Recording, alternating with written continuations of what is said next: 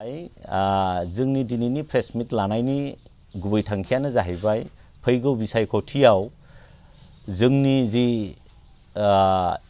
41 नं मानास समस्तियाव बिजाथि महरै जोङो अमल बर' बिथांखौ बिजाथि महरै मोननो लुगैदों। बे मोननो लुगैनायनि खारनैनो दिनै जोङो जोंनि बिपिएफ दोलोनि श्रीजुत हाग्रामा महिलारी सारखौ बे प्रेसमिटनि गेजेरजोंनो मिथिहरनो थाखाय दिनैनि बे प्रेसमिटखौ लानाय जादों। बिथाङा आर'जलाइफोर गथायबाय नामा?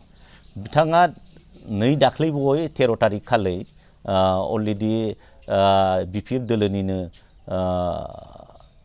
नेहाथारि मनेस्वर बसुमतारी ब्रह्म सारनो आर'जलाइ बिलाइखौ गथायदों।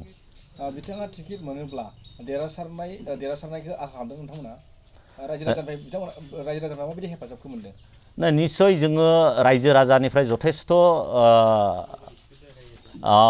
अननाय मोनदों आरो रायजो राजानिफ्राय जोङो थोजासे जोंनि फैगौ बिसायख'थिनि सोमोन्दै जों जेब्ला सावरायो बिथांमोना जोंनो स्पष्ट हिसाबैनो जोंनो बे खोथाखौ बुंनानै होदों जे जोंनो प्रपार सालबारिनि बिजाथि महरै नांगौ। मानो होनोब्ला जोङो दिनै 70 बोसोर अलरेडि जोङो खोला साइडखैजानिनो जेरैहाय सरबुग समस्तिनि गेजेरावबो बेफोरबायदिनो 70 बोसोर अलरेडि जोङो जोंनि मैल'बान भटखौ होगासिनो दङ, जायनि जाहोनाव जोंनि ओनसोल साहा ओनसोलाव जेबो डेभेलप नुनो मोनाखै।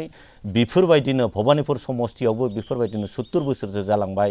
बेहायबो जोङो गासैबो रायजोफोरा माने भट होयै होयै मेंनाय रखम जानानै दिनैनि गेजेराव जोंनि बे ओनसोलनि डेभेलपनि थाखाय बे ओनसोलनि जौगानायखौ नोजोर बोनानै दिनै जोंनि प्रपार सालबारिनिनो सासे गोख्रों बिजाथि आरो गोग्गो बिजाथि महरै अमल बर'खौनो मोननो थाखाय लुगैदों आरो लुगैनायजों लोगोसे जोंनि बे ओनसोलफोरखौ फोसाबनायजों लोगोसे बे ओनसोलखौ जौगाहोनायजों लोगोसे जोंनि बेकार समस्याफोरखौ समाधान खालामनायजों लोगोसे देरहासार हरनानै जोंनि मैल'बान भटखौ होनानै बिथांखौ दिसपुर बायदियाव फथायहरनानै जोंनि बे ओनसोलखौ फोसाबनो थाखाय थोजासे बिथांनि सायाव जोंहा फोथायनाय आरो बिसाक बिनि खारनैनो जों अमल बर'खौ जिखुनु प्रकारै रायजोफोरनि दारै आरो साफ्रोमबो रायजोफोरखौ खावलायनायनि गेजेरजों जोंनि मैल'बान भटखौ होनानै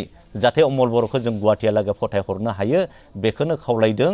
आरो बेजों लोगोसे गामि खना खनलानि गासैबो रायजोफोरानो बे जोंनि बे खावलायनाय बे जोंनि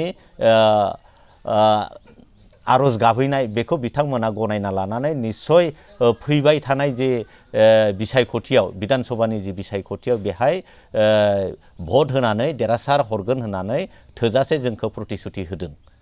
बेसेबांसो दं ओरैनो भटारा मानासाव? मानासाव जोंनि गासै टटेल भटआ क्लियारलि जोंनिफ्राय फैयाखैब्लाबो जोङो जोंनि दा बर्तमान 2,06,000 बेफोरबायदि सामथिं बेसेबांबा भट दं होननानै जों खोनाना मोन्दों आरो बेनि गेजेरावनो जोंनि बर' भटआ 57 अर्थात माने 57,000 भट दं होननानै अलरेडि जों नुनानै मोन्दों आरो बेनि गेजेरजोंनो एसामिस भटआ 60,000सो भट दं होननानै जों मिथिनानै मोन्दों। आरो बेजों लोगोसेनो जे जोंनि मुस्लिम भाइ हकलनि बिथांमोननि जि माने भट बिथांमोननि भटआ गासै 47,000 भट दं होननानै जों अलरेडि ससियेल मिडियानि थ्रुयै मिथिनानै मोन्दों। मानास बिधान सभायाव साबैसे ओरैनो केन्डिडेट आर'जलाइ गथायखो नोंथांमोननि मिथिनाय बायदि? मानास समस्तियाव गासै बुरजायैनो जागोन बधय खिन्थु किसुमाना होआखै। अलरेडि जों खोनाना मोननाय बायदि दा 3 4सो बिजाथिया आर'जलाइ गथायबाय होननानै जों बे ससियेल मिडियानि गेजेरजों जों नुनानै मोन्दों।